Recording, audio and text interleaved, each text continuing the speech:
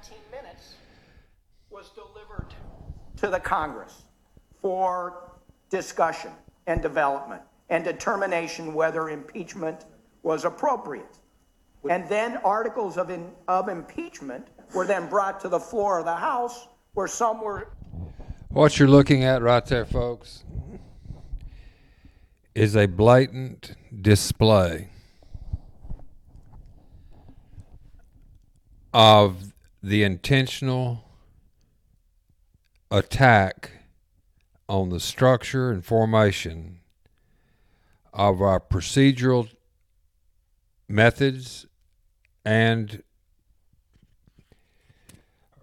original intent of our Constitution on how to handle issues amongst the three equal branches of government: legislative, judicial, and the presidential, administrative. Congressional, judicial, and administrative. This is scary stuff. And the problem we've got is that we're dealing with human beings. Each human being has its own agenda, period. Bottom line, end of discussion, enough said. When you get collective thought pushing a certain direction, that whether you feel in your heart it's right or whether you know in your heart it's wrong, but you're pushing because of an agenda, as what's taking place here, you jeopardize the actual foundation of our Constitution, which is the end game, is to create so much chaos inside of every single aspect of our life. And here is a born-again liar. Let's listen to this prick. Hold on a second.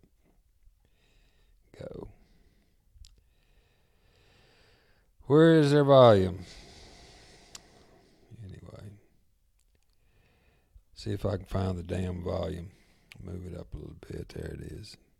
Clear what's going on here, and it's going to be open hearings. So it seems like what we're getting more and more of is complaints about process, and they do seem to be flipping back and forth on different sides, and it almost seems as if we don't want to deal with the substance of the president's conduct. And I can understand that, but we do have an Article 1 branch responsibility, all of us, to pursue high crimes and misdemeanors, offenses against America. Wouldn't my friend from Maryland yield? But it's not my time, but I yield back. All right. Mr. Cole. Okay, I just have a question for my friend from Georgia, maybe a couple questions. Number one, why do you think we have the president's attorneys with certain rights inside the Judiciary Committee? Because my constituents want the work brought up to be not a partisan work product. They want to be open and honest. Process appear fair. That's exactly what they want. If that's fair, why is it, why are the other committees not giving the president have the same right, since they're developing the very... Watch how disrespectful these pricks are over here. It's unbelievable. Folks, we've got problems. We've got major problems. That's your choice, because you're setting up a process.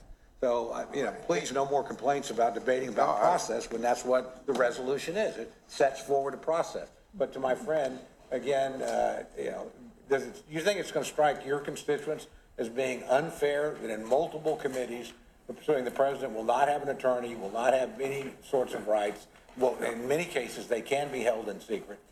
I am told that this is the official House position on impeachment, and we are offering the president a role in 1 out of 6 committees mentioned here. Thank you. Well, and let me just say, finally, before we call the question, and I've explained this several times, but I think it's not getting through, I don't think. But what's unique about this particular situation is we don't have a Ken Starr.